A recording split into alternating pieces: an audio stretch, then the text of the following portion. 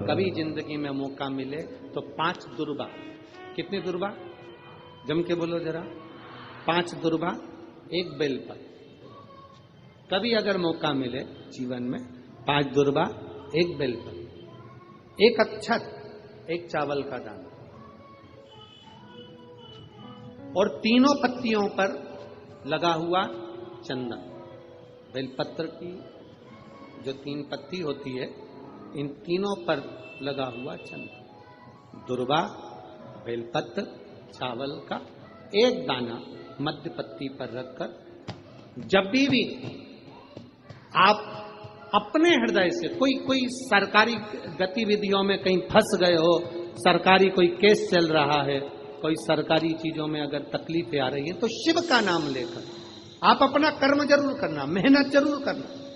कर्म के साथ में शंकर पर विश्वास रखकर 1 अक्षत का दाना, 1 बेलपत्र, 5 दुर्बा हाथ में लेकर शिव का स्मरण कर कर श्री शिवाय नमस्तुभ्यम कहकर, अगर श्री शिवाय नमस्तुभ्यम भी नहीं कह सकते, पंचाक्षर मंत्र नमः शिवाय, षडाक्षर मंत्र ओम नमः शिवाय या फिर श्री शिवाय नमस्तुभ्यम बोलकर शिव को जो स्थान आपको बताया, स्थान देखा है, फिर ध्यान देंगे।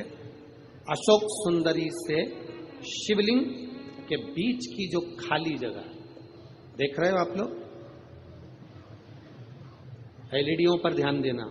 एलईडी और अपने अपने मोबाइल पर अगर आप कथा सुन रहे हो या यहाँ पंडाल में कथा सुन रहे हो या आस्था चैनल पर सुन रहे हो, तो वहां शिवलिंग, अशोक सुंदरी का स्थान, बीच में जो खाली जगह है, इस खाली जगह पर बेलपत्री और दुर्वा का जो पीछे का भाग है, वो पीछे का भाग अशोक सुंदर की ओर होना चाहिए, अशोक सुंदर की ओर उसका भाग हो जाए, और पत्ती को इस तरह से शिवलिंग और जो खाली जगह है उसके मध्य में रखकर कोई सरकारी चीज के लिए, कोई प्रशासनिक चीज के लिए, कोई केस के लिए, कोई कानूनी कार्यवाही के लिए, कोई तकलीफ में घिरे हुए हो, तो उस स्थान पर ये बेलपत्र केवल 1 बार चढ़ाकर बाबा से विनती करना, बाबा उसको स्वीकार जरूर करेगा, कार्य सफल जरूर करेगा।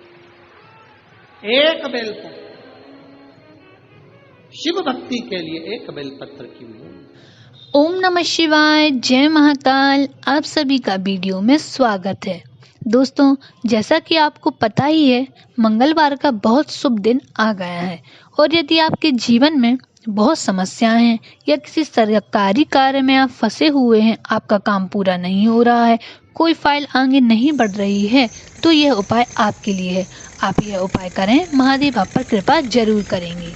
चलिए समझ लेते हैं उपाय करना कैसे है। आपको सबसे पहले लेना है दुर्वा। कितनी दुर्वा लेनी है? देखिए, 5 दुर्वा आपको लेनी है। फिर आपको 1 बेलपत्र लेना है और 1 चावल का दाना लेना है।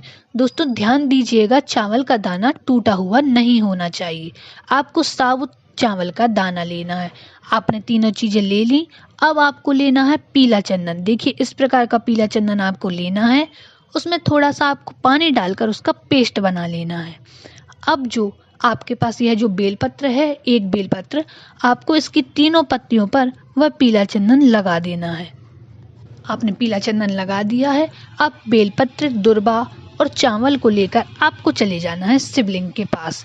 देखिए दोस्तों, यह उपाय आप घर में भी कर सकते हैं यदि आपके पास शिवलिंग हो, मतलब कि आपकी पूजा स्थल पर यदि शिवलिंग है तो यह उपाय आप घर में भी कर सकते हैं। और यदि आपके यहाँ शिवलिंग नहीं है तो कोई समस्या नहीं है, आप मंदिर जाकर शिवालय में भी यह कार्य कर सकते हैं।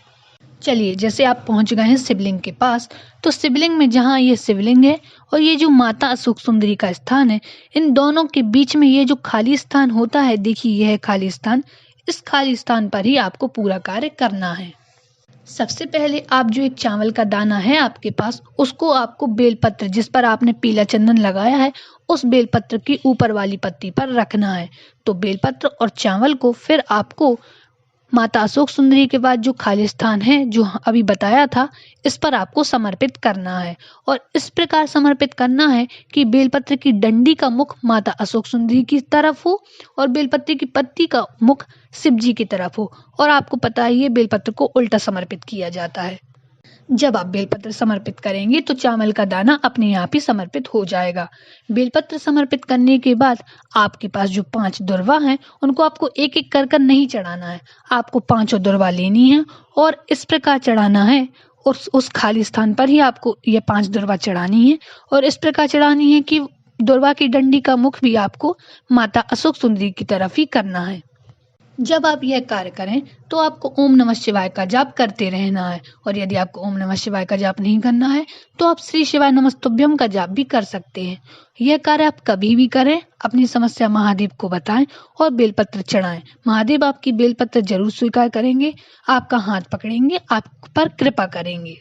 आपको कभी भी यह कार्य एक बार ही करना है, महादेव आप पर कृपा जरूर करेंगे। दोस्तों, हम आशा करते हैं आपको उपाय समझ आ गया होगा। यदि उपाय में कोई भी समस्या आए तो आप कमेंट करके पूछ सकते हैं। ऐसे ही वीडियो देखने व सुनने के लिए हमारे साथ बने रहें और चैनल को सब्सक्राइब करना ना भूलें। यह वीडियो पसंद आई हो तो वीडियो को लाइक, कमेंट और शेयर करें। धन्यवाद।